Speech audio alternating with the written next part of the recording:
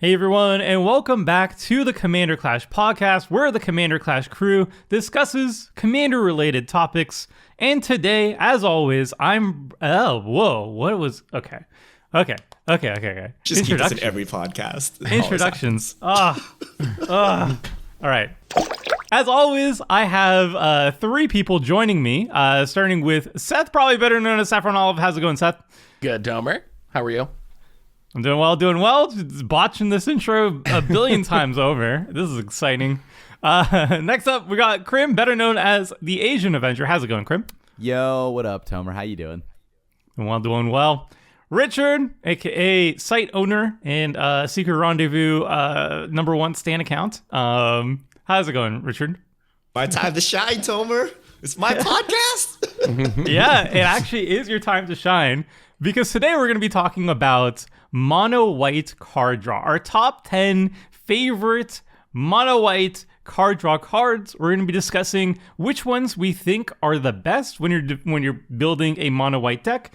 And then we're also going to just lightly touch upon, are these cards just good in mono white, or would you run them in other multicolored decks as well, like white-based decks that are multicolored? So we're gonna do them in kind of like archetypes. White has some primary archetypes like Blink, Auras, Enter the Battlefield, Blink again? No, it's Blink, Equipment, Auras, Land Deficit cards, and Lifegain.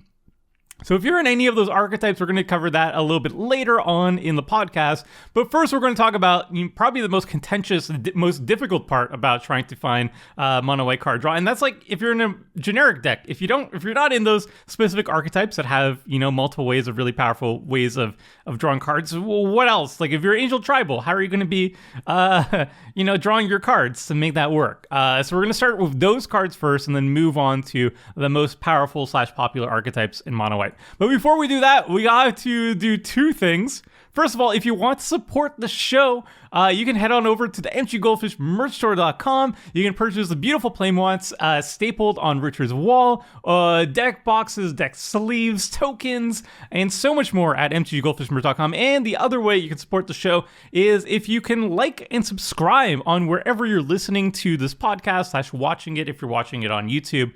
That always supports us and helps us out and helps the channel grow.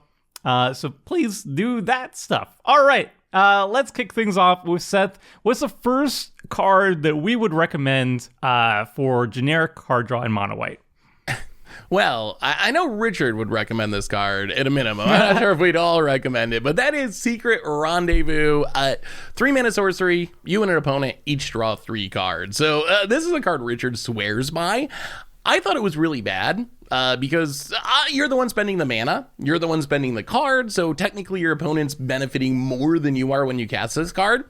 But Richard has won me over a little bit with his arguments for this card and with him just playing this card. Richard's always used the argument that you can target the person that's behind or target someone that you can get political favors from. And I think the couple of times I've actually played this card, I think he might be right. Like, it looks really bad on paper, but it plays a little bit better than it looks. And because white is just so starved for generic card draw that you can throw into any mono white deck, regardless of your theme, I actually do think this is just probably the best generic white card draw spell in the entire format. I agree. I mean, is this, I'm not really sold on it still. Even though we've seen Richard like kind of do work with it here and there, it just doesn't seem like exactly what I want to do for 3 mana. I guess like when you think about it in mono white, sure, but like when I'd rather just play a planeswalker or a threat or something than let my opponent draw cards, or any of my opponents draw cards. It's like anti what I want to do. I never want to be behind on cards or anything like that against any of my opponents. And I feel like oftentimes in a game of Commander, I'm only down to moderately help an opponent. 3 cards is a lot. That's a lot of help. I'm a little bit won over by Richard because I like the political aspect of it, where in any given time, if you're in a Commander game, somebody's going to be ahead and somebody's going to be behind. So being able to target somebody who's behind and kind of make a sort of an alliance, you know, be like, hey, we're both behind at the table. If I draw you some cards, can you like, you know, can you work with me a little bit so we can take out a mutual enemy? I think there's value in that. It's still not enough. It's still not enough for me to actually run this card. But I see the merits behind it. I think having some political power is not exactly like written on the card. It's not written on the card that it has political power, but it's something you kind of like suss out when you're playing it. So I don't know. All right. We've talked about this at length. I don't want to go too long, but I have two arguments for you. Okay, if we all played on mute, I would 100% play this every time. Right? There is always a deck that can't touch you. Let's say you're Krim and you're playing Mono Wraths, and Richard over there is playing Bird Tribal or some garbage, right? Give him all the cards he wants. Like, that deck cannot beat your deck, right? Like, you just wrath him away, or he's stuck on 2 mana. Everyone else has accelerated the game at 8 mana. Give him all the cards he wants. Like, he's not doing anything. He can't touch you, right? Like, playing Mono Blue, I have a blue sword. Take all the cards you want, right? So there's always an opponent who won't leverage the resources, and you give them those resources. And the other argument I would say is, if we were at a table and I cast Secret Rendezvous targeting Seth, Krim and Tomer are very, very sad, right? They would 100% want me to play a Painful Truths, right? They are down bad, right? Like, 2 players are down super bad against the table. Seth is loving it, right? I'm loving it, right? But 1 opponent is loving it, 2 opponents are hating it, right? Your opponents are net down. You're also net up because you did 3 mana, draw 3, right? You with 3 mana, draw 3, snap in any color, right? Plus your opponents are net down. It's just all good, right? But one of your opponents is net up higher than you because they just drew 3 for 0. Don't target the guy that has unlimited mana that's going to combo kill you. Target the one that has garbage or is mana screwed or whatever, right? Like, you get the choice in where you distribute the power. Like, if you know there's a deck that literally cannot touch you, your deck hard counters theirs. Yep. So giving them cards is irrelevant. I don't think that hypothetical really happens, by the way. That happens every week on Commander Clash, Tomer. Every week. Okay, so you're like, oh my goodness, this guy brought a deck that hard counters my deck by accident, right? But like, that's where removal comes from, right? Like, if you're playing like we played recently on Commander Clash, Seth was on Go Shintai 5-color Enchantress Pillow Fort. I was playing an aggro deck. I know, because I've played 5-color Enchantress before many times, that my deck gets hard countered by it. Like, too many Pillow Fort effects, eventually I won't be able to touch that opponent. If Seth casts a Secret Rendezvous on me, though, what that means is I just got 3 cards closer to my farewell that will absolutely blow him out. Sure, his deck counters mine, but I still have removal, and I still have stuff that's going to really make him regret drawing me 3 cards, even though he hard counters me, you know?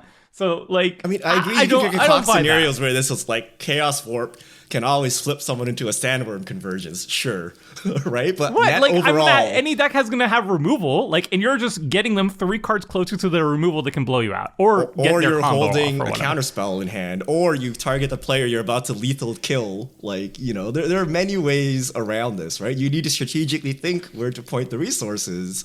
But 3 mana, like, I play this in Azorius decks. Like, I'm not even kidding, right? I play. No.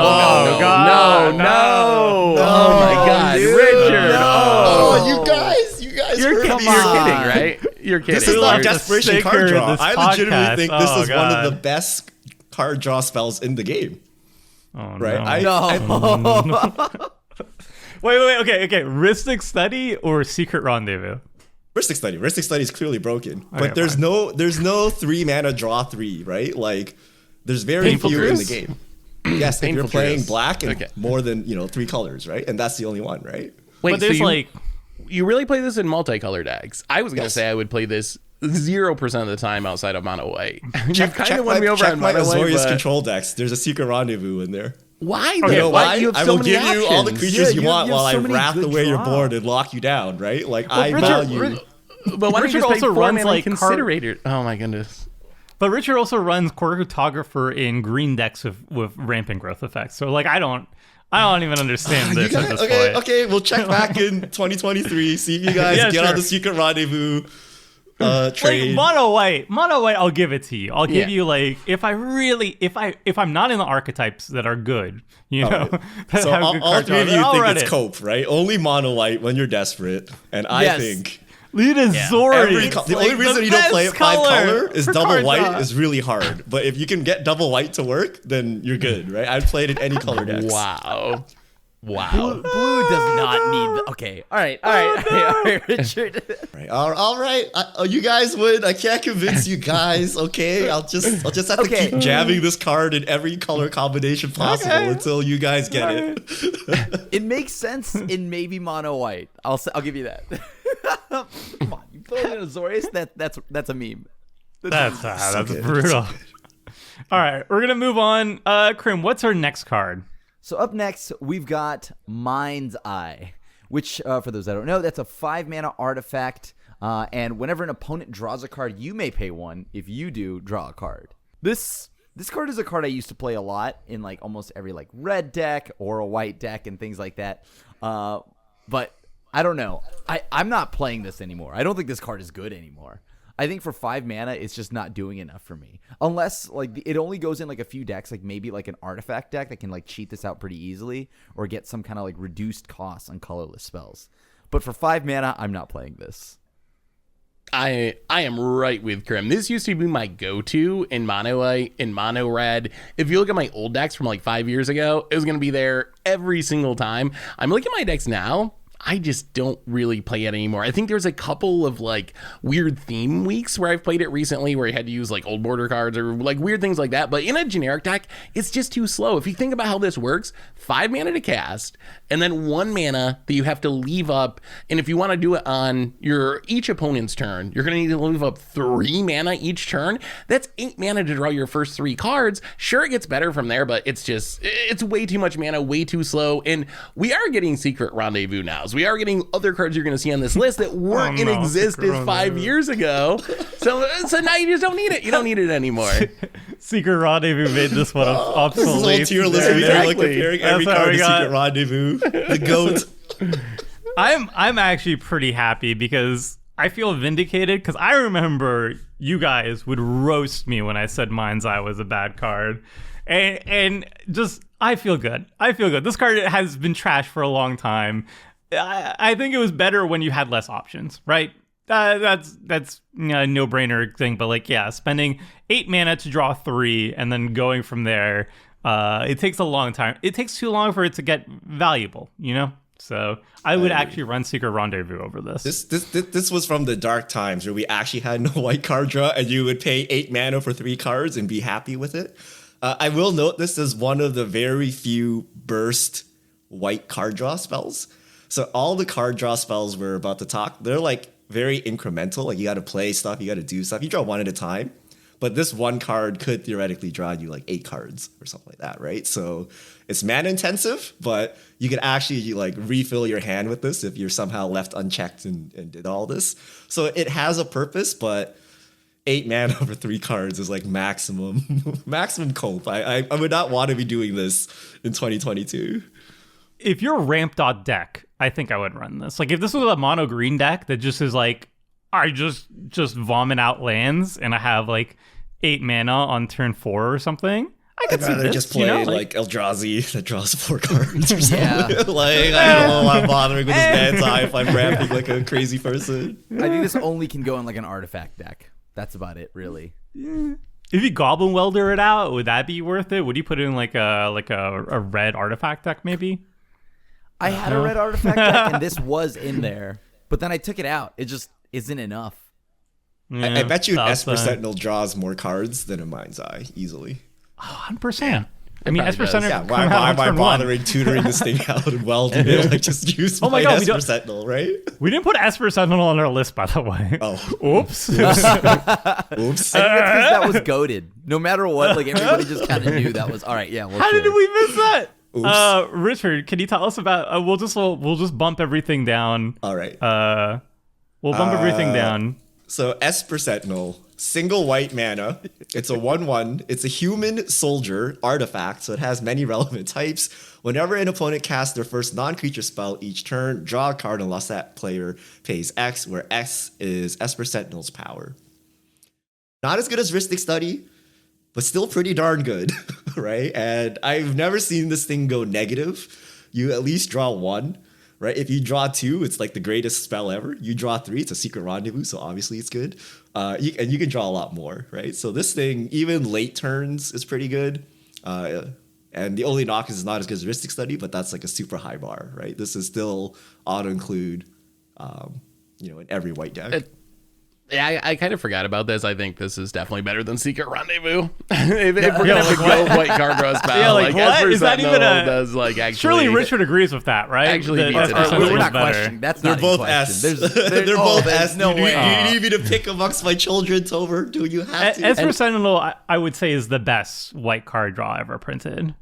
Just like goes in every deck. You don't have to build around it. It could be played on turn 1, and we actually have the stats on it. I have the stats built up. We tracked the number of card draw we got in the last season of Commander Clash, so in our own play group, and we're all familiar with stacks effects. I would say we try to pay the 1 for it. Usually, like we're trying to make sure that the person doesn't draw too many cards. I turn 1, so on an average, I turn 1. Esper Sentinel drew an average of 6 cards.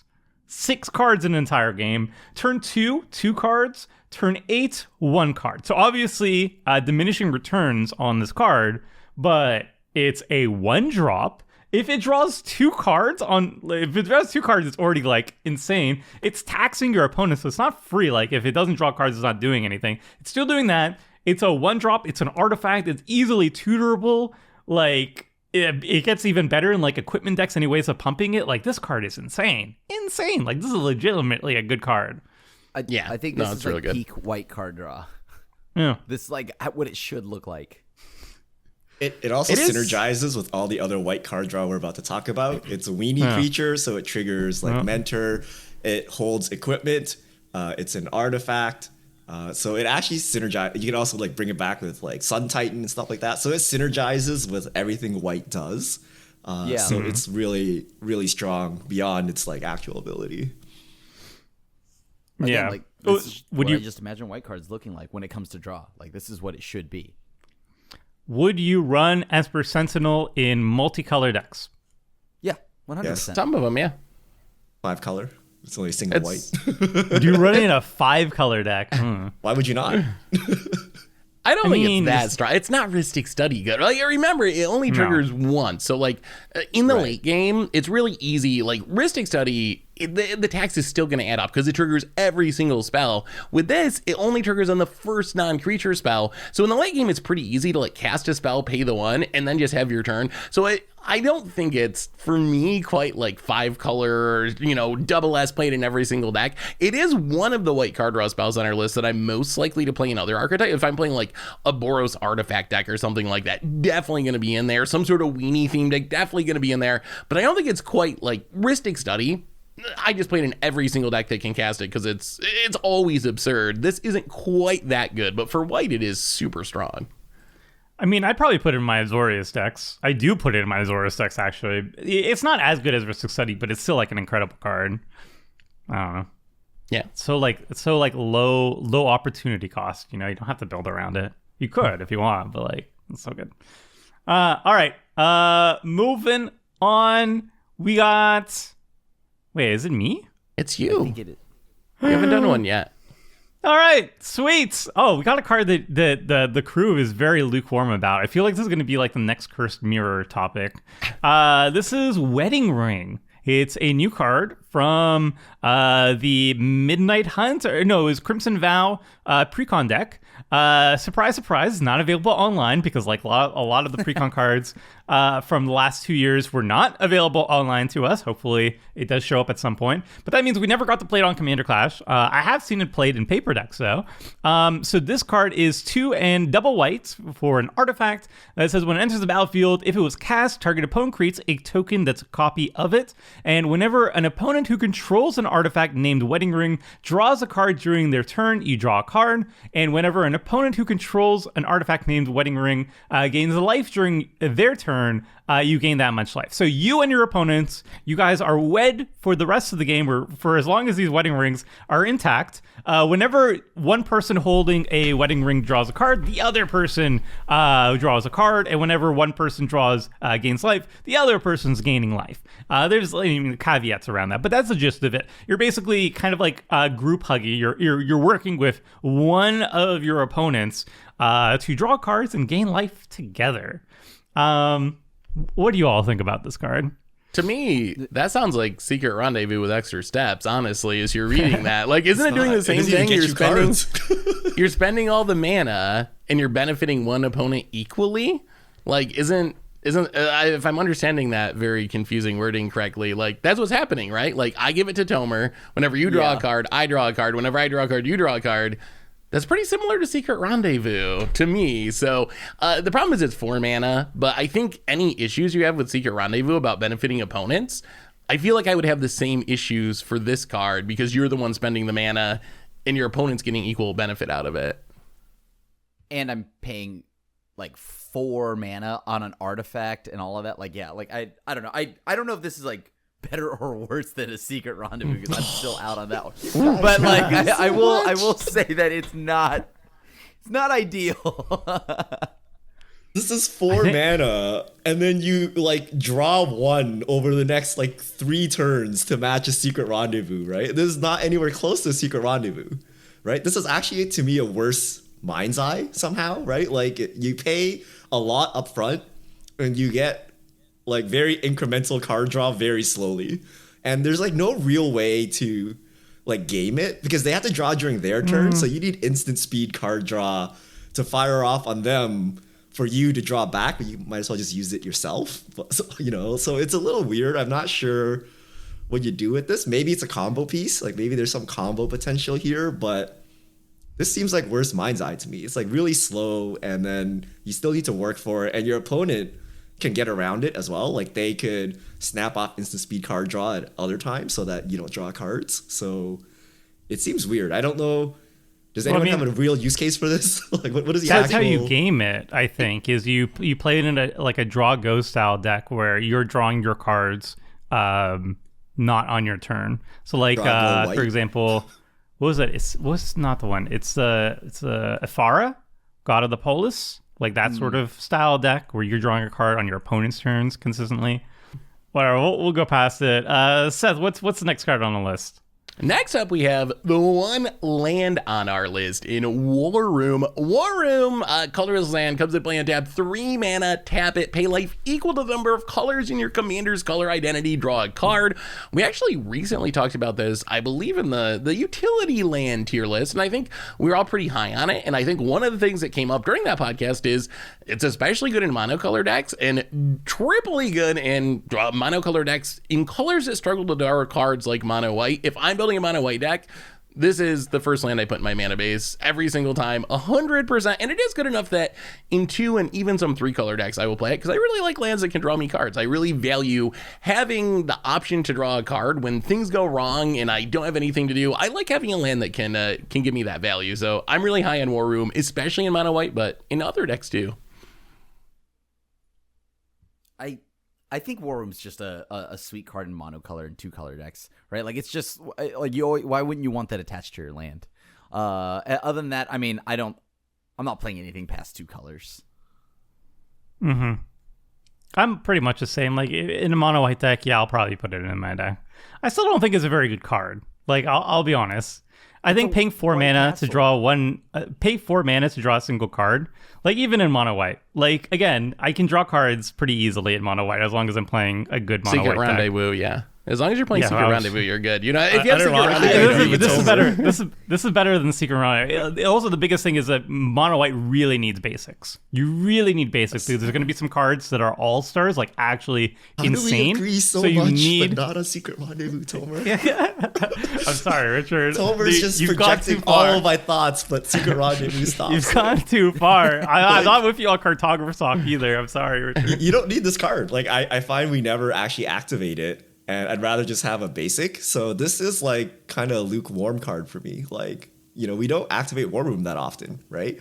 So you might as well have the basic for your land tax or for all your fetching or for your Ameria. Like there are reasons to run basics, right? Or, you cut this for a channel land or something, right? Like you have non-basic slots that you can put in. So it's okay, but in 2022, it's not as desperate. If this was like 5 years ago, you would slam this in every deck and like love it, right? But now we don't run the cards, even in mono white, so I don't really need it. I just saw you cast Zoff Consumption recently, Richard, or play as a land. Can you use that same argument? Like, I'm not going to cast this that often, so I shouldn't even play it in my deck. Like, does it matter that you're not going to activate it that often? The upside of War Room is, in those situations when you do activate it, it's going to be really, really good and give you a way to get back in the game when you're empty-handed, when things go wrong. So I feel like, I don't know. I don't know about the argument that like I'm not going to use it very much, because remember the point of it is it's a safety valve. You couldn't ramp out enough basics. Like there's a choice. I feel my choice of Ameria plus Sword of the Animus plus land tax outweighs whatever War Room gets me, right? Of course, there are situations where, I'm in the Stone Ages, I wish I had a War Room, but I feel the other side, when I build my deck correctly and it's doing what it wants to do, the upside of the basic is more than War Room, right? And it's not really you're choosing War Room versus Plains, you're really choosing like War Room versus Vesuva, Thespian Stage, Ondu Inversion, right? Like all these other cards, and I think I'd rather put the Channel Land or something in, you know what I mean? Or a Sajiri Shelter even so maybe, much. Right? Like we agree so much. I know, Tomer. I don't know why we don't. I know Crim's with me. Yeah. I love War Room. Yeah, like I love my castle. Crim's Drago. Like this is much better in Drago. Yeah, Castle Lock Twain. I sit there, do nothing. This is perfect. Like these are cards I love attached to my lands, right? Like this is what I want attached to my lands. And look, if I was playing mono white Drago, I would value this very highly. All right, if I'm playing, I don't know, what mono white Drago is there? I don't even know. Oketra? No. Mono white control. Didn't Richard play mono white control once? I think he did. Right, he did. Yeah, he definitely did. It's not Drago though. It's tap out control. You can't Drago in mono white. So what are you just cast White Mane Lion every single turn. Like, whoa, Drago! I'll mana tithe you. Watch out! I have open mana. All right, War Room. That's a card. All right, we'll move on. This is a spicy one. I am next.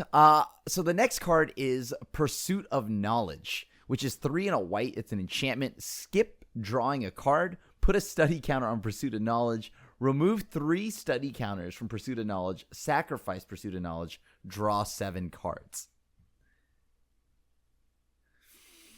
It puts you up 3 cards. It's pretty good, right? Like I dig this. I think this is an interesting card, but it is 4 mana. Is there any downside to like skip drawing a card, put a study counter on?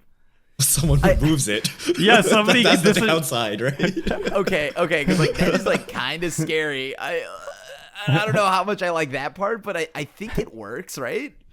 It seems good. Is this good for 4 mana though?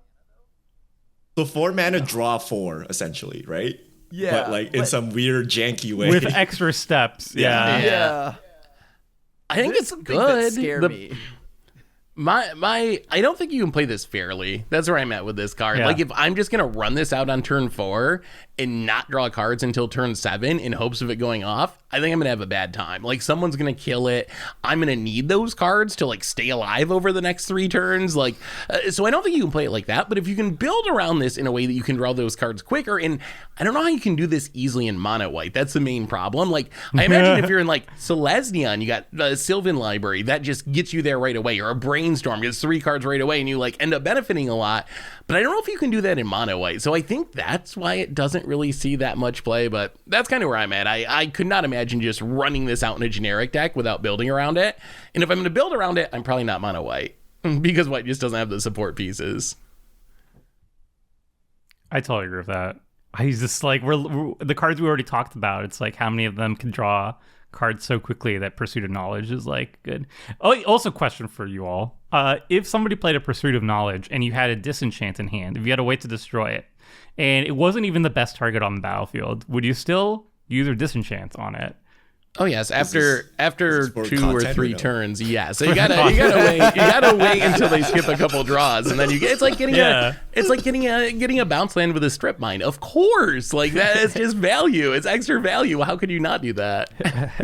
I feel like that makes it even worse as a card, because even if it's not the correct thing to blow up, like as soon as you put 2 study counters on it, you know it's whoever has a removal spell for it is going to do it because it's hilarious. Well, and I mean it probably is the correct thing too, because 7 cards is a lot. That's a one-sided, like once you get to that point, like that's refilling your hand. Like it probably is the correct target a lot of times. It's not 7, right? It's 4 mana, draw 4, which is less exciting than 4 mana, draw 7. But it's also 4 mana, so the chance of you blowing out are really... Like, if it was 1 mana, you could go, like, 1 mana, Wall of Omen, Spirited Companion, untap, and, like, laugh your way to the bank, right? But at 4 mana, it's hard to chain off enough spells to, like, not get totally blown out. So, but I think it's interesting. Like we said, there's not a lot of burst card draw in white. And I didn't know this card existed, and now that I do, I need to think of ways to make it actually work. It's on the list, so they reprinted it on the list, and it's pretty cheap. It combos with Secret Rendezvous. Yeah, it does combo with Secret Rendezvous. This is the card that breaks Secret Rendezvous. I'd rather just Secret Rendezvous without having to spend 7 mana. Just a badge of the flex. Are we really comparing every card here to Secret Rendezvous? That's gonna be the title of the podcast. Amazing compared to this. Like, you don't have to combo anything. You just play it. We're looking at like these terrible cards that nobody runs and be like, wow, Secret Rendezvous better than Secret Rendezvous. And like that's the legit bar. with a you know how we compare everything to Ristic Study? We compare everything in white to Secret Rendezvous. Is it the next Cyclonic Rift? I don't know. Check the Secret Rendezvous. Okay. All right. It must be getting to the weird hours because now we're also comparing it to Cyclonic Rift. All right. We're pretty lukewarm on this. Yeah. Endless Atlas. It's a 2 mana artifact. You pay 2, you tap it, draw a card, activate its ability only if you control 3 or more lands with the same name.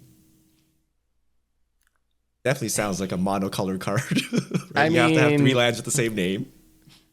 This feels like bad War Room to me. Like, why would I take a non-land slot out of my deck to play Endless Atlas if I can essentially do the same thing with a land and use that slot on another? It's 2 mana deck. War Room is basically 4 mana because you got to tap the War Room and the land. Yeah, it's definitely more efficient. It's more efficient. It doesn't play. It's taking a slot out of your. It's taking a slot out of your deck though. You're losing a non-land slot out of your deck compared to War Room.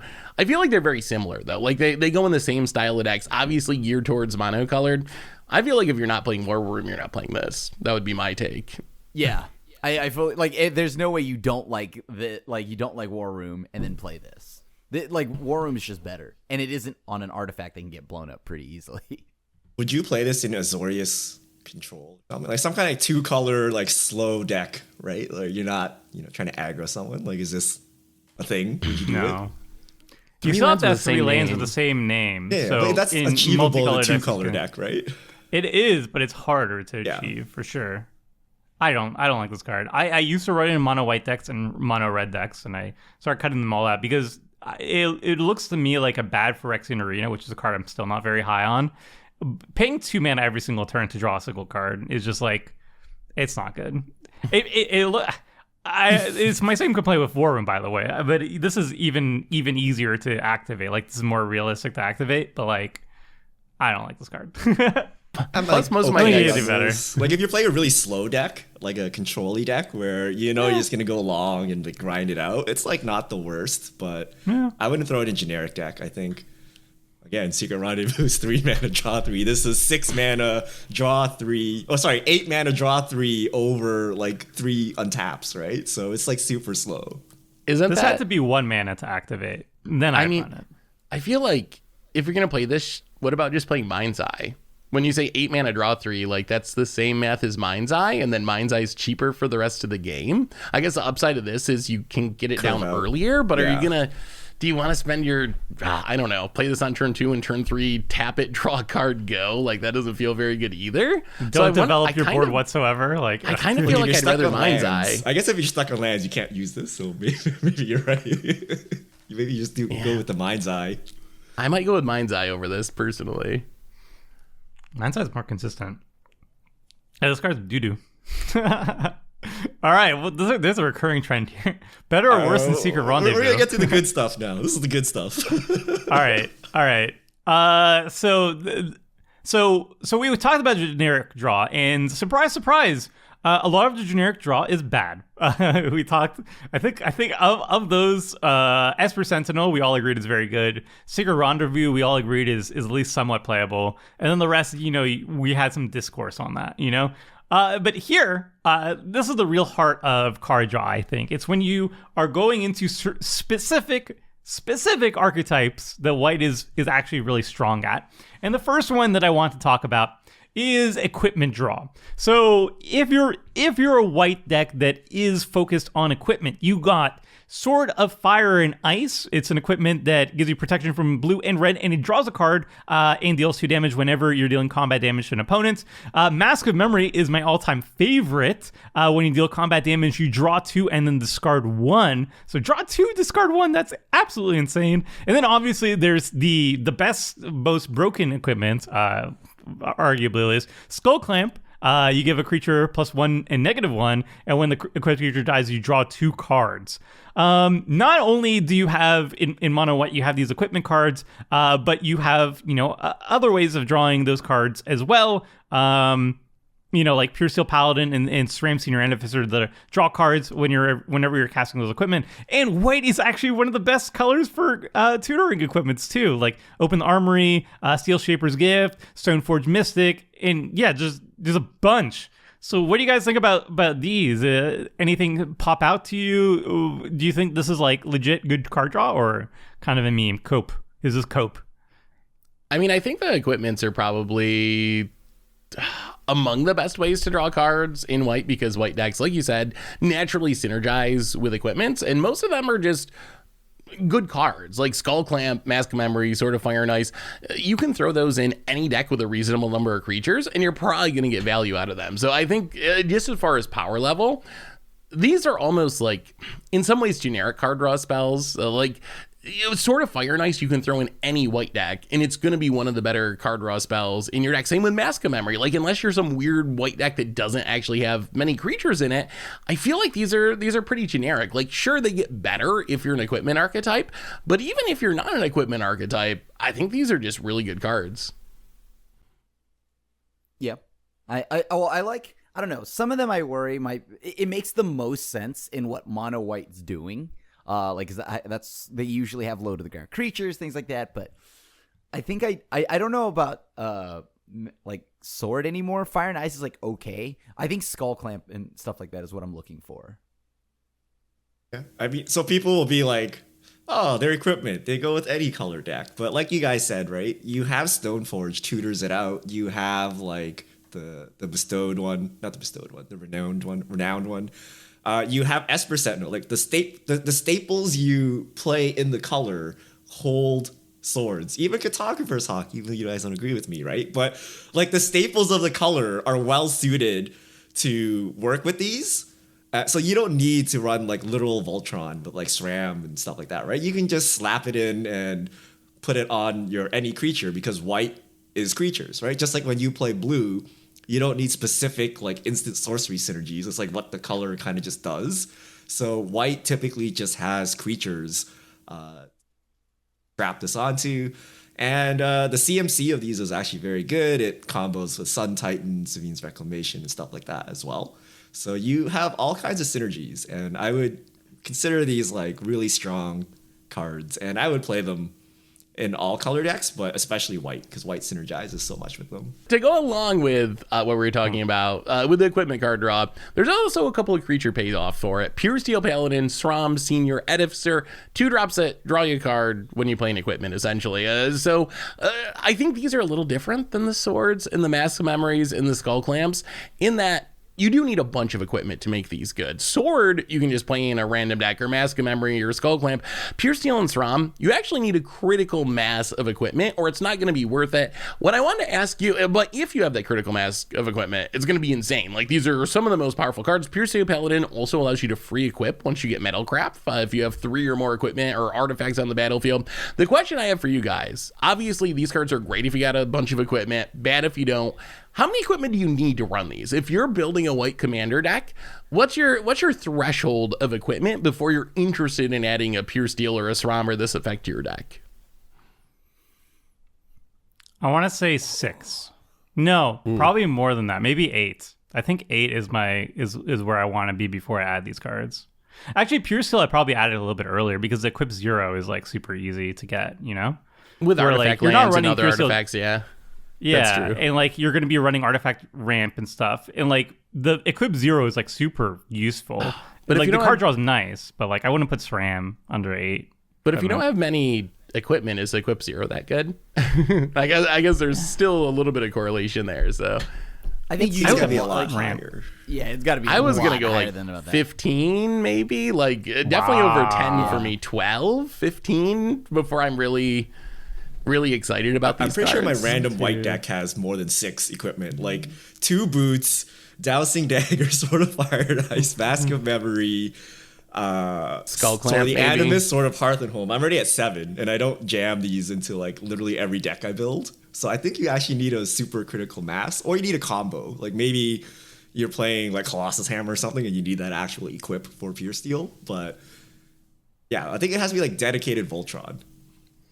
So my Boros equipment deck runs 20 equipment. I just counted. Yeah, that's a lot. That's plenty, yeah. So Like, yeah, But I those think cards that's are like gonna be way. great in that deck. Yeah. Yeah. That's like way. That's like on the extreme end. Like I would probably have too many equipment.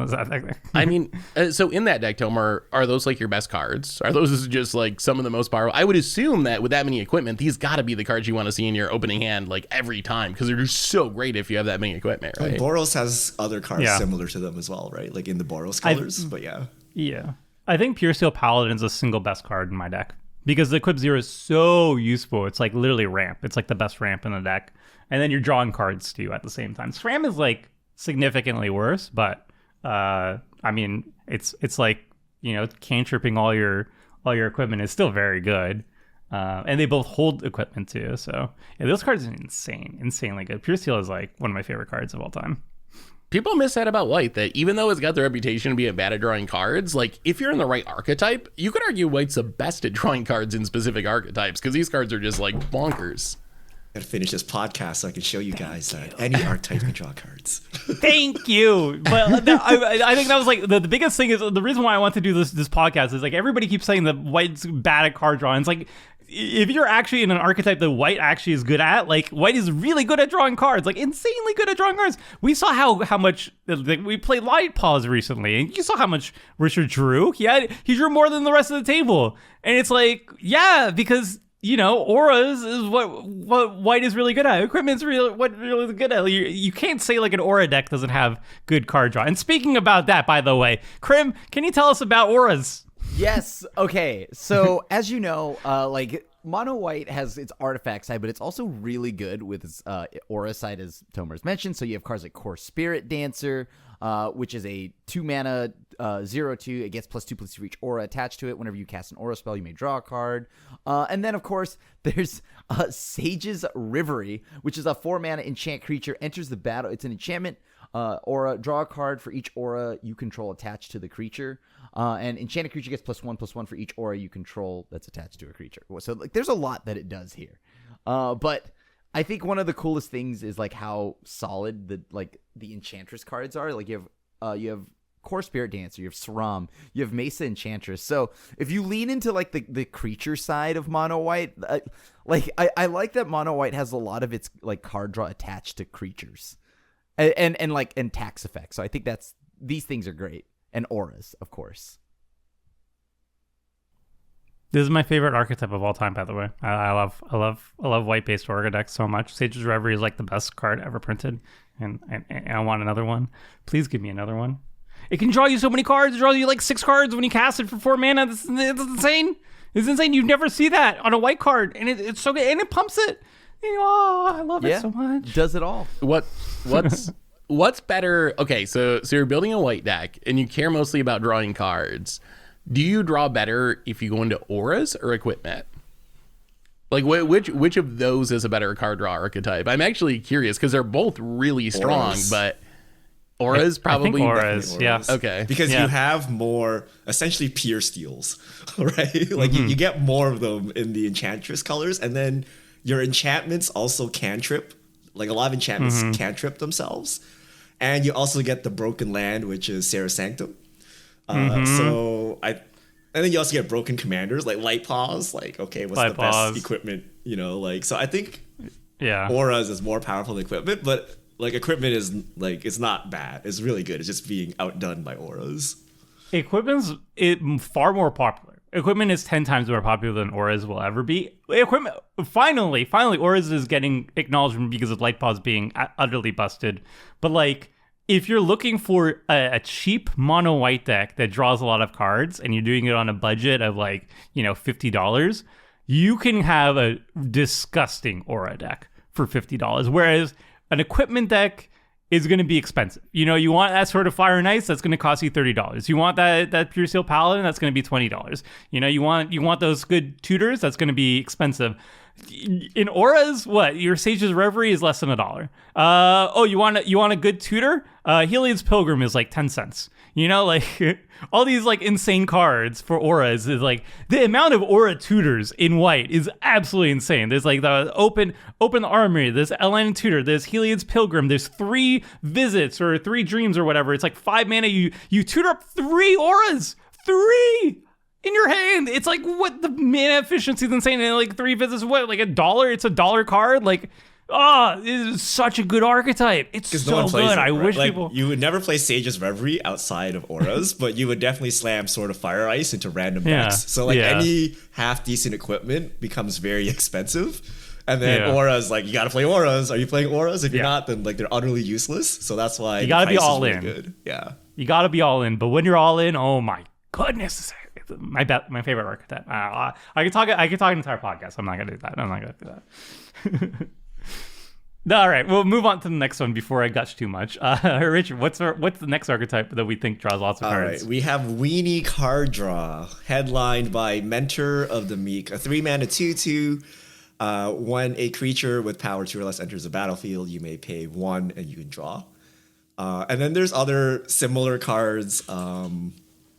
Welcoming Vampire, it's 1 per turn. Bygone Bishop, not as good. Investigate. But I don't know how people see these cards and not say white has like one of the most broken card draw ever, because basically everything we've talked about so far combos with this, right? You play Mentor and you play Pure Steel, you draw a card with it, and you get your broken Pure Steel. You play Esper Sentinel, you get card draw off of it. Whatever you're doing, you can draw cards. And we're not even talking about broken synergies, like you raise the alarm or something and draw like 2 cards off Mentor, and then you skull clamp them all and draw 8 million more cards. Like everything in white synergizes together. And I mean, you guys always mock me that I just play white Weenie no matter what I'm doing. I'm playing like Azorius Control, and here comes Mentor of the Meek, right? Because it's such an efficient card draw, and it's doing what my colors want to do. And yeah, like all decks are white Weenie decks because why not? Are these cards that good? Like, so they're good. They're obviously good. They're good. Don't you love Mentor, Seth? They do have pretty like strict requirements of having small creatures. Do you ever run into issues where you want bigger creatures, or you feel like they're okay? If you're playing white ramp, Cartographer's Hawk, Loyal Warhound, Knight of the White Orchid, Weather Warefinder, right? All of those white staples are Weenie creatures. Recruit of the Guard, Esper Sentinel, like Stoneforge Mystic, like basically everything worth anything in white is a Weenie creature, and it combos with Mentor, right? So I'm never desperately looking for creatures because, you may not like Cartographer's Hawk, but Loyal Warhound, that's a real card, right? No, Weathered Wayfarer, that's a real card. Combos, right?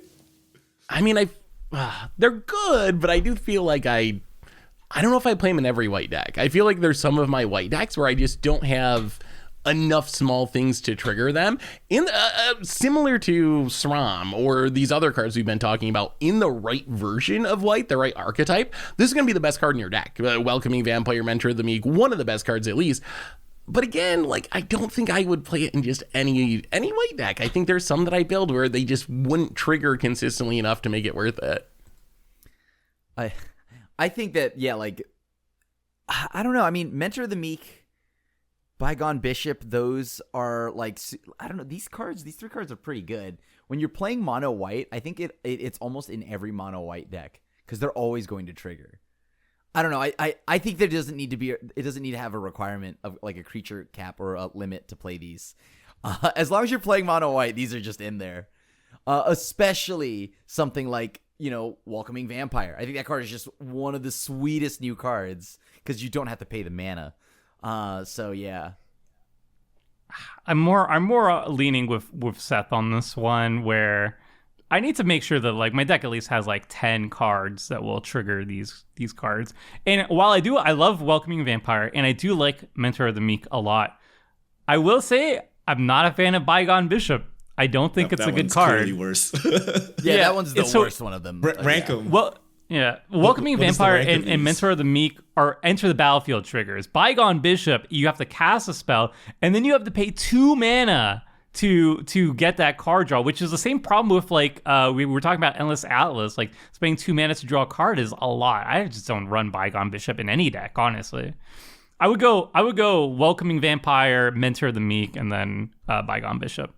In a vacuum, I would agree with that. Although I think if you're like a token deck or something, then Mentor of the Meek gets better because you do have those Raise the Alarm synergies and so forth. But in just like a vacuum, I think I would rank it the same way.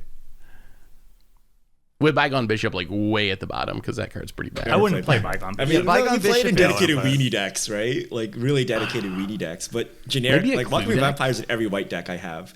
So that one always goes in. And then Mentor sometimes, and then Bygone like almost never unless I'm playing Raise the Alarm or something, desperate times, right? Like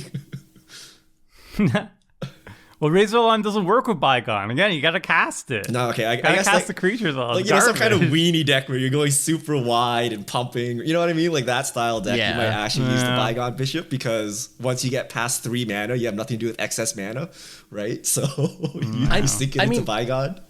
I think part of the power of Bygone Bishop is if you can use artifacts for other things. Like we've seen this with like food and treasures. Like if you're tapping it to Inspired Statuary, or like if you have these synergies and shenanigans just for having artifacts on the battlefield, then I think it goes up a lot in value. But if we're just evaluating it as like card draw, even if you got a lot of weenie creatures, 2 is just that's too much. Like how often are you going to be able to pay 2? Because it's for every creature. It's not like you pay 2 once. Like every creature you get the clue and you got to pay 2 to sack it. So if you have additional artifact synergies though, then I think I like it.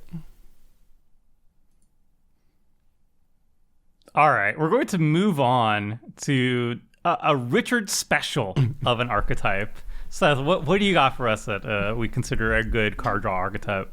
All right, so we got ETB card draw creatures. There's a pretty huge list of these actually, but stuff like Wall of Omens, a 2 mana 0/4 with Defender that when enters the battlefield draws a card. Spirited Companion basically does the same thing. 2 mana draws a card. There's 3 mana versions. Priest of Ancient Lore, Sky Scanner enters the battlefield, draws a card. These are cards that I've played a ton because I love Panharmonicon, and these are like the foundation of Panharmonicon style decks. And my impression of these cards is if you're just playing them once, they're pretty bad. Like if you just run out of Wall of Omens, draw 1 card, that's pretty mediocre. It's nice that it replaces itself, but it's not exciting. Where these cards become really exciting is if you have Panharmonicon or you have blink effects. So you're able to reuse that trigger. When your Wall of Omens is drawing you 2 cards, that's pretty above the curve. If it's drawing you 3 or 4 cards over the course of a game, that's, you're getting into Esper Sentinel territory there, where that's like one of the best effects in the format. So that's kind of my rating of them. If you're a blink deck or have other ways of reusing the trigger, really, really strong. If you're just a generic deck and you don't have those synergies and you're just drawing 1 card, probably not worth it for most decks. I feel attacked, Seth. Really? Do you play Remember the without time you had a synergies? Spike Field Hazard, a Sky Scanner? But you were blinking it and reanimating it. You were like doing all those synergies with it. So you were drawing extra card like every turn. So I would say white synergizes with all these cards by default. your wallet, like maybe not wallet, let's say Spirit Companion, synergizes Mentor the Meek, right? Synergizes with Sword of Fire and Ice, right? If you have a random Ephemerate in your deck, a blink spell, like it's probably good, right? Because you can blink Recruiter, you can blink any of your ETB ramp, all of those, right? There are certain cards that make this really good. Sabine's Reclamation, Sun Titan, these are all white staples. You would play them, right? And this gives you access to card draw. And it gives you a blocker to not die. You say, well, Richard's so tough to kill. You know what? I have blockers, right? So you have to like chew through the blockers to kill me, right? So there's so much value here. And I think this is the number one reason why people don't think white has card draw. They don't play these because they think it's a useless creature. But would you play Opt in a blue deck, right? It's a cantrip, but the rest of your deck synergizes with it, right? Like you have Ameria, you have the thing that reanimates, the Wrath that brings back all Weenies to your hand. Like you have so many ways to reuse this that you don't have to quote unquote build around it. If you're just playing white, right, you automatically do all these things. So that's why it's really, really strong. And yes, I play Skyscanner, and yes, you guys keep exiling it because you're so terrified of it. Terrible, right? Like, is that not proof enough for you guys that you guys keep exiling my Skyscanner? And I'm very upset when it happens. I don't know. Like when you're saying like Seven's Reclamation is like really good with it. I don't know. Seven's Reclamation. The reason why Seven's Reclamation is good is because you're getting back a Wall of Omens. It's like. This is a very good card, and isn't that worse get than a Wall of Omens. Cracking a clue or something? Like, isn't that paying a lot of money to draw a card if you're already doing that? playing this card, right? You're already playing this card in your deck, and it's another point of synergy, right? You're already playing Sun Titan, right? And this is a way for you to dig for answers with your Sun Titan, right? Like, you're already playing Ameria. This is another thing that synergizes with it, right? I'm not jamming a Wall of Omens in a random deck. Like I agree that it's good as an archetype. Like it's very much like Aura. Does it need to be an archetype? Like you're not gonna just jam a SRAM in a random mono white deck and be like, well, it draws me cards, so hopefully I will draw cards off this. Wall of Omens is like if I'm paying 2 mana to draw a card and have just like a random blocker, yeah, sure, that's something, but I feel like everybody else is casting spells that are more powerful than this, and I'm not going to be like, all right, I'm playing equipment, and I'm going to play the Spirited Companion in my equipment deck, and I'm going to run like a Ephemerate and stuff just to get extra value. It's like, no, I feel like I could do better things that are more powerful in my deck. But if it's a blink deck, I like it. I like it in blink decks. They do have the drawback of being below the curve creatures. Like every creature on that list, if you look at its stats, like you're kind of getting penalized for its ETB trigger. Skyscanner is the biggest example. 3 mana 1/1, like not very powerful stats. So I feel like you have to have enough synergies to make it worth it. Because as a creature, they're not very good, right? Or Richard, your argument's just my white deck is always going to have those synergies. Like if I build my white deck correctly, it's just automatically going to have these synergies. So even though I'm not consciously trying to build around it, my white deck is like naturally build around it essentially. Yes. So you're just saying you build the same white deck every single time? Yes, actually. Yes, right? That's why all my decks are white. They all start white weenie until they pivot into something, right? Because it just looks like all the good white cards are weenie cards, and they all synergize with each other, so they all kind of look the same, right? Just like you start every blue deck the same way. Rhystic Study, Cyclonic Rift, right? You start every white deck, Spirited Companion, Sun Titan, Sabine's Reclamation, right? Like, you just compared Spirited Companion to Rhystic Study, Richard. Just take that in for a moment. I'll show you how I don't play Farewell because these cards are so good, I can't exile them. Oh my god. Right? Like, Richard did get really mad when I spiked Field Hazard at Skyscanner. I think that's the most mad I've seen Richard in a Commander game. He had plans for that Skyscanner.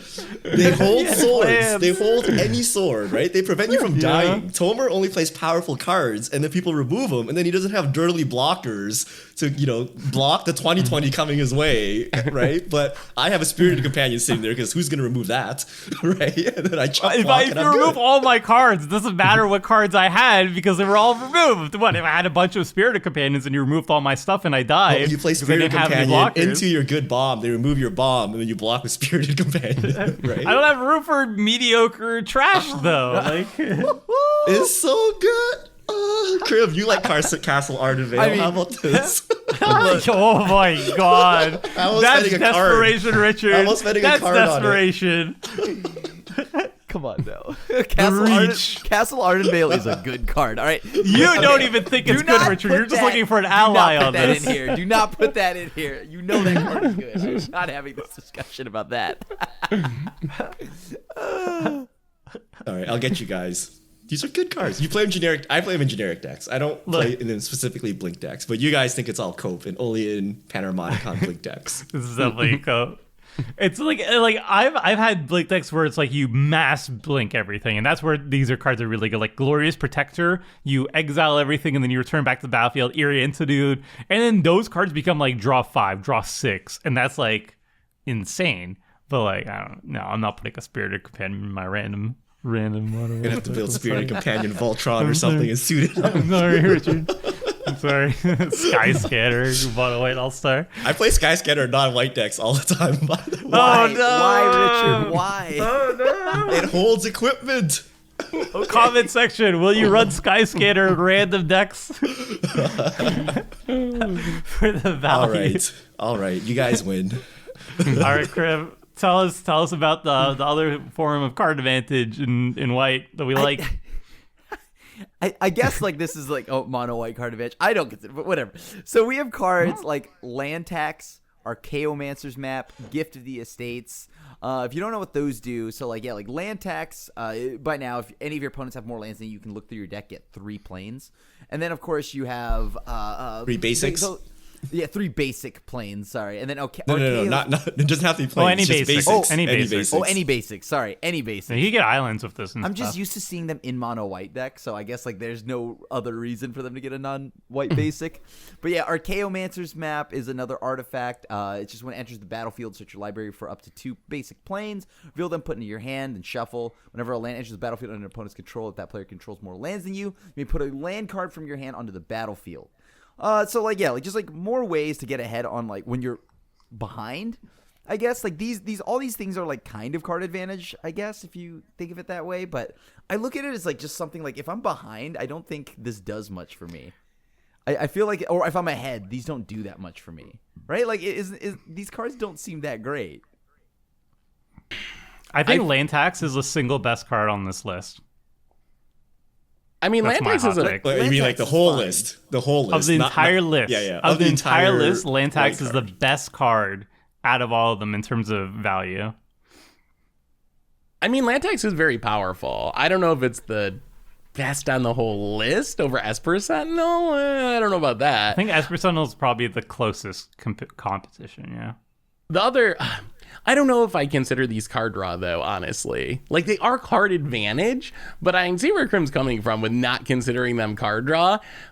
They are only finding you lands. If you need a Wrath to survive, if you need a threat to close out the game, unless you're jumping through some hoops and playing scroll racks or way to, like, turn the lands into other cards, they don't really just draw you cards. So why I think Land Tax is very powerful, and I think Gift of the States is very not powerful.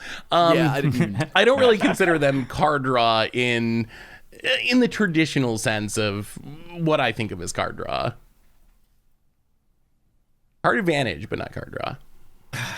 As much as it pains me, I agree with Tomer. I think this card is over Secret Rendezvous. I think it's actually Over the Secret single, Rendezvous. the single best card. So The Secret Rendezvous. people say drawing lands is not drawing, and I think that is 100% false. So obviously, if it's like turn 10 and you're trying to dig for a Wrath, yeah, this is horrendous, right?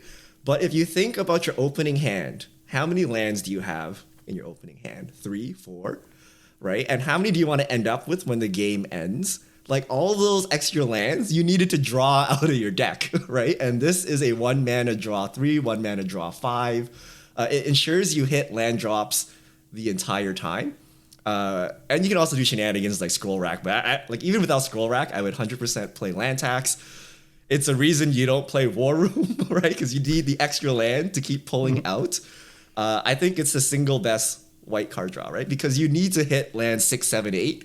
And, you know, where are you getting them from? You got to draw cards, right? You got to draw cards, and this is the card draw. And it's better than Gift of Estates. So you might look at Gift of Estates and say, that's budget Land Tax. But you're just going to discard a hand size, so it's useless, right? Like land tax allows you to incrementally draw, get to the right number of cards. It also randomly shuffles. It randomly deck thins if you care, but essentially you get to draw whenever you want, right? So I think it actually is the best card on this list, and it's a reason to not play MDFCs or channel lands or insert S tier utility. It's actually one of the few reasons you have to make that decision and think about it. We fight so much, Richard, and then we 5. have like these. We're like so in sync with these other things. We're so close. We just gotta get together on the Spirited Companion and Secret Rendezvous. This is like why I love the card. If you missing a lane drop is so backbreaking when you compare it to like any sort of like Mind Stone or Arcane Signet. Like basically. The equivalent of like missing a land drop, like if you compare it to any sort of ramp card, like only Mana Crypt and Sol Ring are superior in terms of like a land drop. Like if you're hitting your land drop, it's better than like any other ramp spell that you could be casting. If you're casting a Mind Stone and you're not playing a land for the turn, it's just infinitely worse. And land tax makes sure you're going to hit your lane drops for the rest of the game.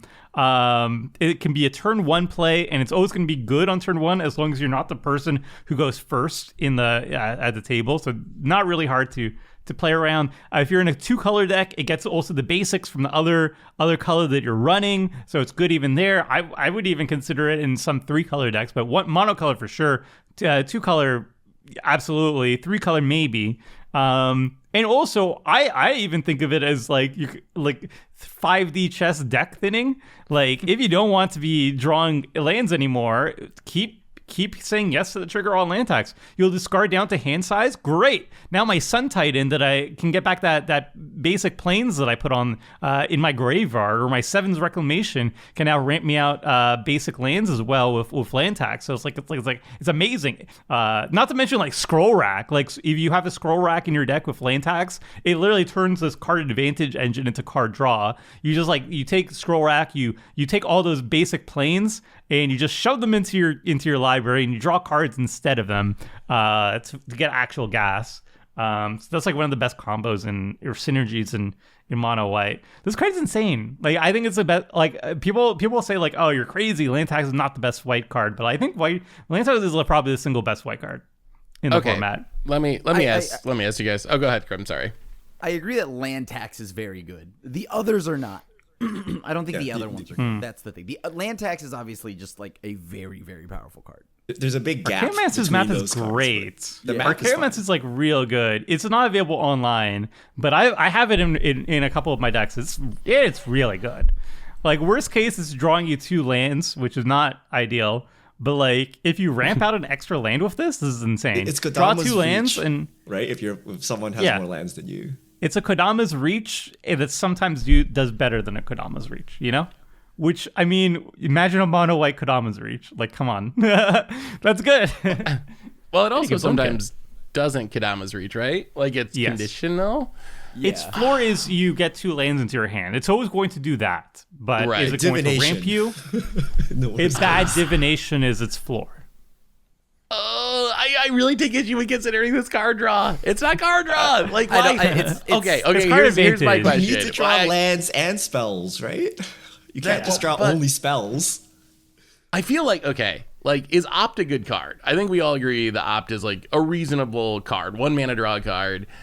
Why isn't Lay of the Land busted then? 1 mana, search for a basic land, put it in your hand, or like, you might as well play the basic land. We normally don't consider things that tutor Ido. A land in your hand is actual card draw. Like land tax is busted. It's a great source of card advantage, and it has all kinds of shenanigans. But I don't think these cards should be on our list. I think we should cross them off. Edit this part out, Tomer. I see what you're saying. YouTube, is this card draw? Let me know in the comments. Back me up, I don't think YouTube. it's card draw. I think it's card advantage. I was being sneaky because I want to talk about it. But like Opt is you used 1 card to get 1 card. Land tax is you used 1 card to get 3 cards and then 6 cards and then 9 cards. Like that's there's a difference, right? It's not a cantrip. It's definitely card advantage because you're having an advantage of cards, a net gain of cards. Is it card draw? No, because it doesn't say draw card. It could only get you a very specific type of cards, but it puts a lot of extra resources into your hand, and I think those resources are super valid or like super important in a game. I don't think it's behind that. I can get behind that. And I would say, so you guys are pointing out, like, what if you're ahead on lands, right? Then this thing does nothing. And properly constructed white decks will always be behind in lands because all the white ramp requires this, right? So you will play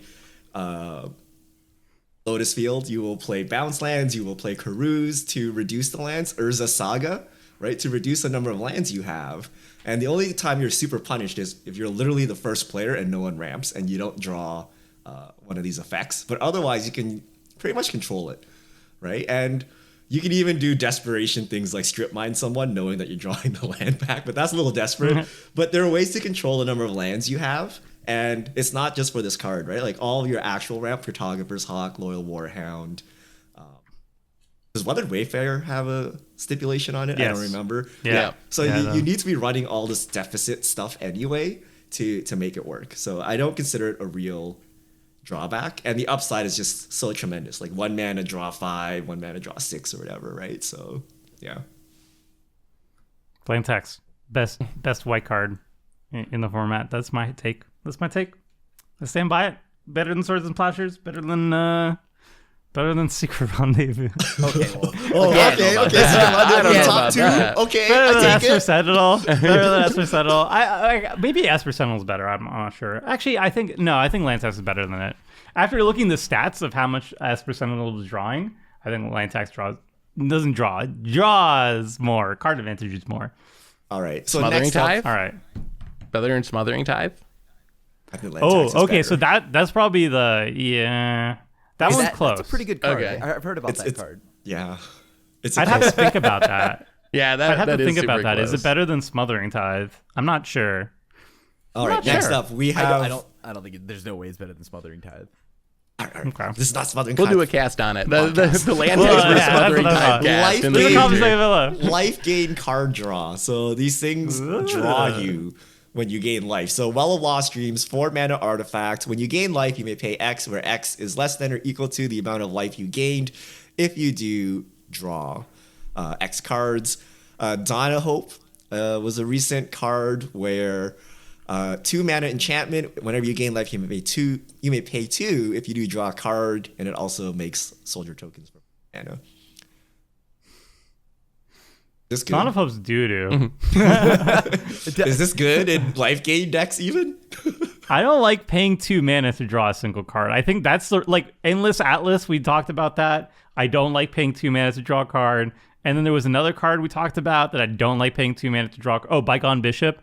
This is like the same tier for me. I don't like Dawn of It's a mobilize or something as well, right? Like, I mean, it Yeah, does Wall have of the Lust, you can upside just of... pay 1, draw 1. That's good. It does have the upside of making the tokens too with lifelink. Like it's a nice mana sink for the late game, so you get a little bit more than just pay 2 draw a card. But Yeah. the other one is very good. Well, Lost Dreams, I think, in a dedicated life gain deck where you can just we've talked about. Yeah, white's good at gaining life, but I do think you have to be like a life gain archetype to play it. This is another card I wouldn't just be like, oh, my white creatures often have life link, so it's probably going to work out. Like I think I actually want to be actively like trying to gain life. But we talked about earlier, white's not very good at burst draw. It's got a lot of these repeatable draw a card, creature enters the battlefield, draw a card, but it doesn't have a lot of ways that are like, hey, draw 7 cards, draw whatever. Like that's just not what white does. This is one of the rare effects that does that, where if you can gain a bunch of life, you can just refill your hand or more in one shot, which is, I think, really, really powerful. So narrow in what archetypes it goes in, but in those archetypes, all-star. Great. I think Well's really good. Yeah. Well's one of undecided. my I think that one still stands the test of time, right? Especially in what all the incremental life gain that they just add to white cards nowadays. I think this is a very good card in white. Little expensive. is it that but very off good. from Mind's Eye? Like it's like this massive thing you got to plop down, and then you got to pay mana equal to the cards you draw. But this has the added hoop you got to gain life. Like, is it really that? But you're in a hard? life gain deck. How hard is it to gain life in a life gain deck? Yeah. So Your Mind's Eye, you don't need to do anything. You just got to wait for your opponents. Like, I don't No, know. Like, because- isn't it pretty close? Like, you guys really like it? So I think it's a little So risky. 4 mana versus 5, and you don't have to wait. Like you could just be like, I draw 5 on my turn. You know, like I gain 5, I draw 5. I think the I love the value weight of being turn cycle. Yeah, I like the burst aspect of it. That's what makes it different for me. When I've played Mind's Eye, I found that I get into trouble sometimes where I like want to be drawing cards, but I can't really afford to be like leaving up 1 mana all the time, or it's just very clunky how you have to leave out the mana for it. The upside of this is you can use it once, refill your hand, and then not think about it for a couple turns while you're deploying your cards, and then once you get in that position, do it again. So I think the fact that you can draw all the cards at once rather than spaced out slowly over the course of a few turns, that makes me a lot higher on Well of Lost Dreams and the decks that can support 4 it. mana Well of Lost Dreams, 1 mana to gain, I don't know, say 3 life. Pay 3 mana to draw 3. Like, Well, that I was think 8 mana, 2 cards to draw 3, and hope you untap again. Right? I mean, I think it's it's a little like risky, right? I think you're hoping that you're gaining life for free. That you Oh, have okay, so you have something like a on the Johnny, you battlefield have like that's a gaining lifelink life. creature, Or, you right, hit someone. yeah. Okay, I can see that. Which I feel like happens more often than not, right? In mono Yeah, white, like I say it's better than Mind's Eye. Okay, yeah. Not that Mind's Eye that's good anymore. But I also appreciate it, like, but you can pre-spend some of your mana to make it easier, right? I also Yeah. like that Mind's Eye, you have to wait until you have to pass a turn. You have to pass a turn and draw your cards.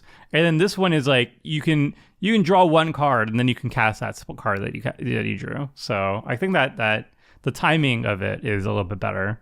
We also saw Phil do disgusting things with Well of Lost Dreams and Aloro, which just gains you random life on your upkeep. And no one dealt with Well of Lost Dreams, so he had a field day drawing off of it. yeah. That's also Tremendous upside when it works. Yeah. I think my card's still decent. So there was 1 card I was thinking about, like, wait, there has to be something that's life gaining that was recently printed that I wanted to talk about. It's not quite for a life gain archetype, but I guess it works best in that. It's Sigarda's Splendor. This is a 4 mana enchantment, 2 in double white. When it enters the battlefield, note your life total. So a lot of notation in this card, which is always a great start. At the beginning of your upkeep, you draw a card if your life total is greater than or equal to the last noted life total for Sigarda's Splendor, then note your life total. Whenever you cast a white spell, you gain 1 life. I think this is a card for a life gain decks as well. It's like a Phyrexian Arena.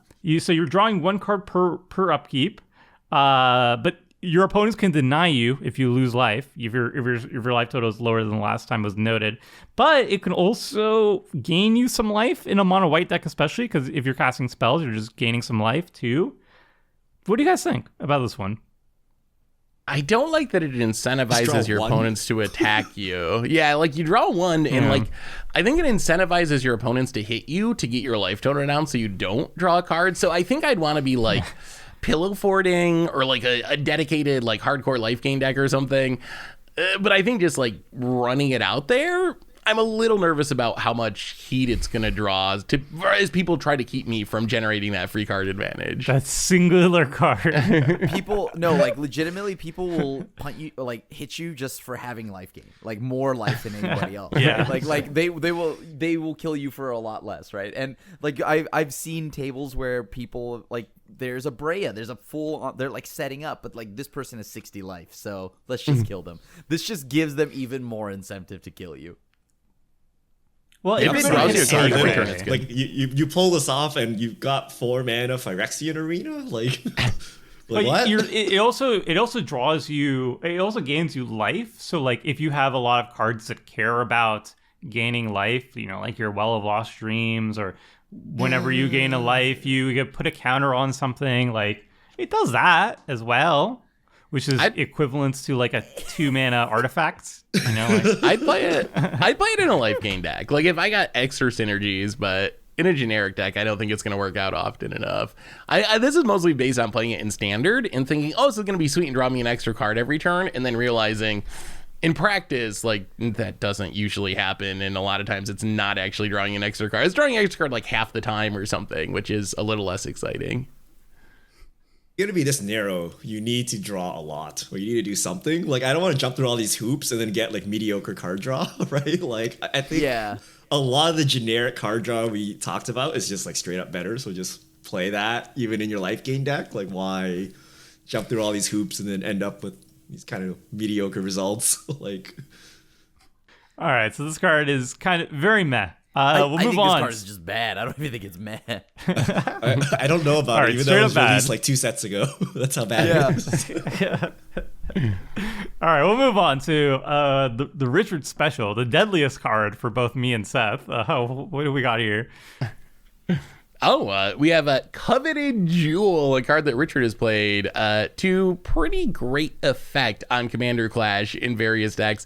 Coveted Jewel, I don't think it actually made our list. It's 6 mana, enters a battlefield, you draw 3 cards, and then you can tap it to add 3 mana of any color. However, if you get hit for combat damage, that opponent gets to gain control of it. They get to draw 3 cards, and they get to untap it. So essentially, Super Monarch on a 6 mana artifact is how it often plays, where it's going around the table.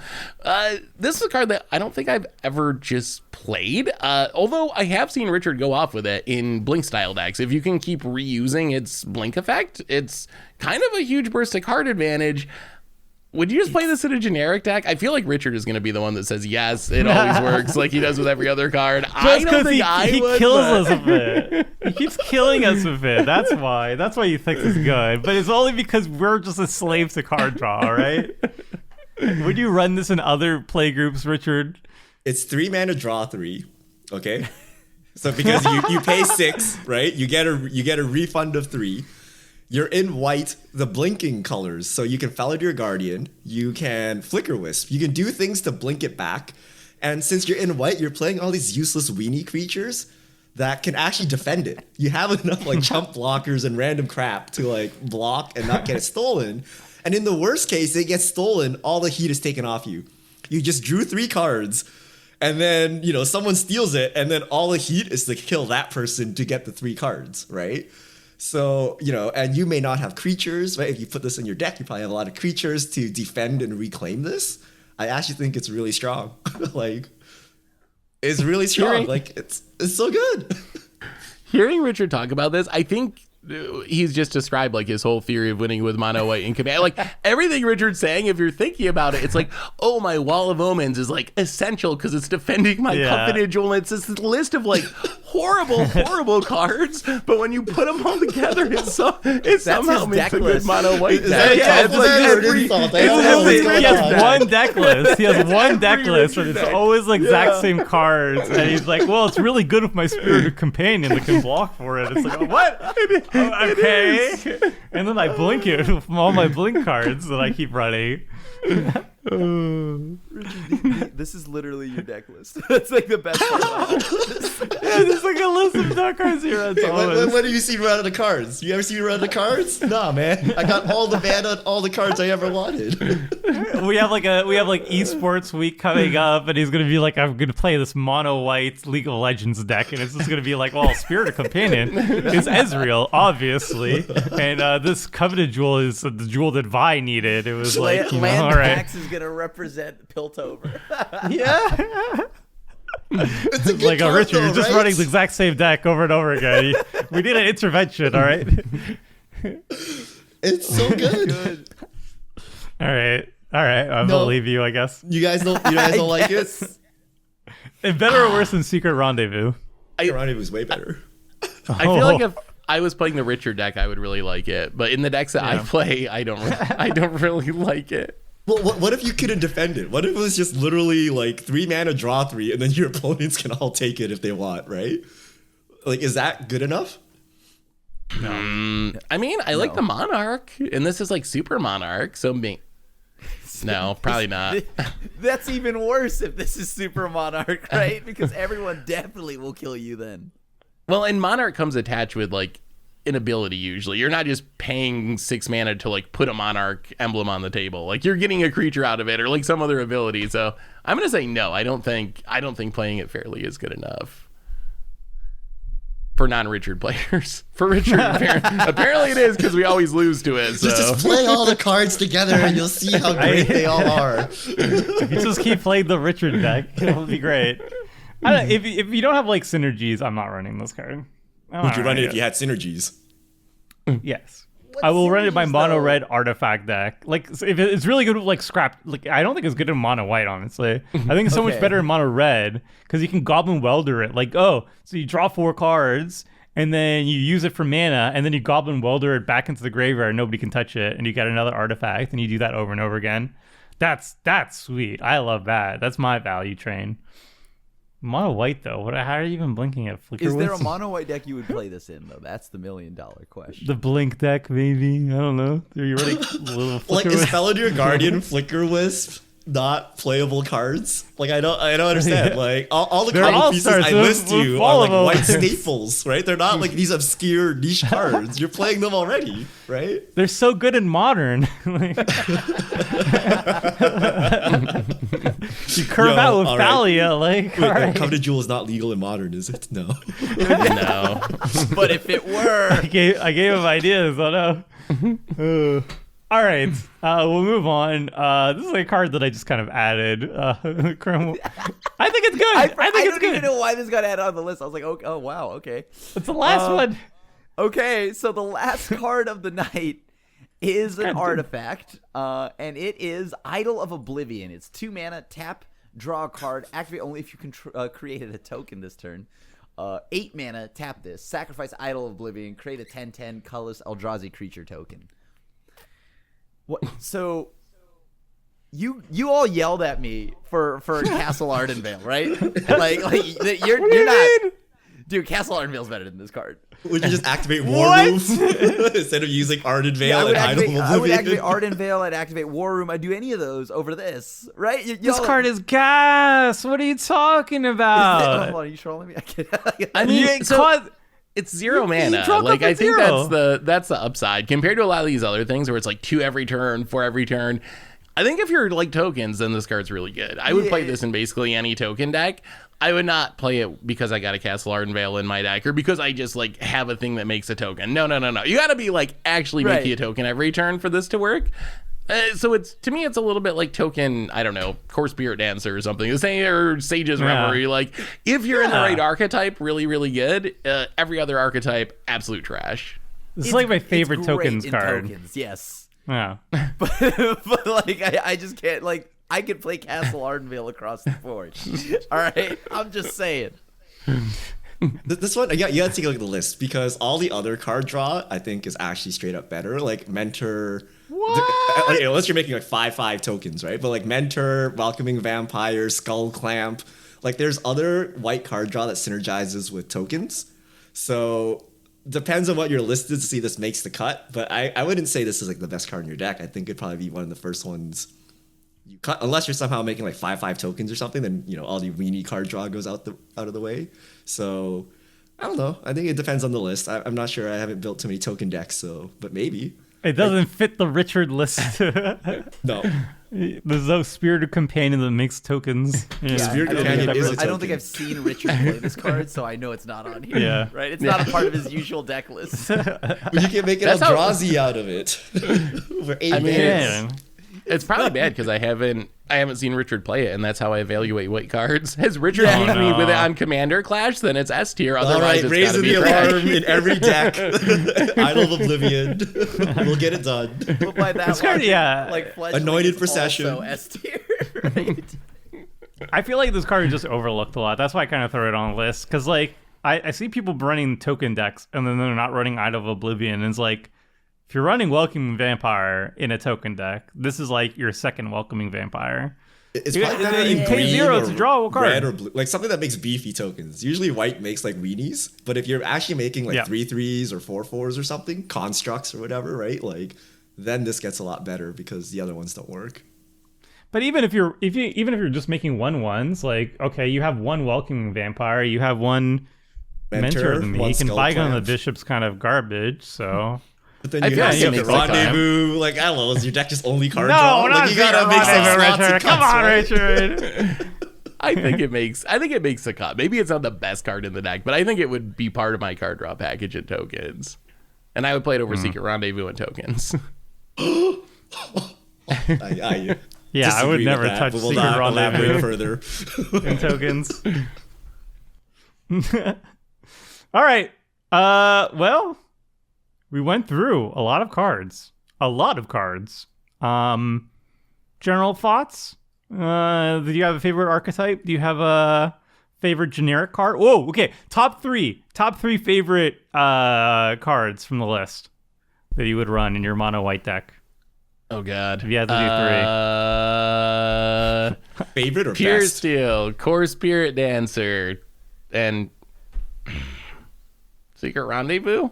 I mean, I think that's the number one. Those are my 2 favorite archetype specific draws, and I think Secret Rendezvous is going to win the generic card draw battle.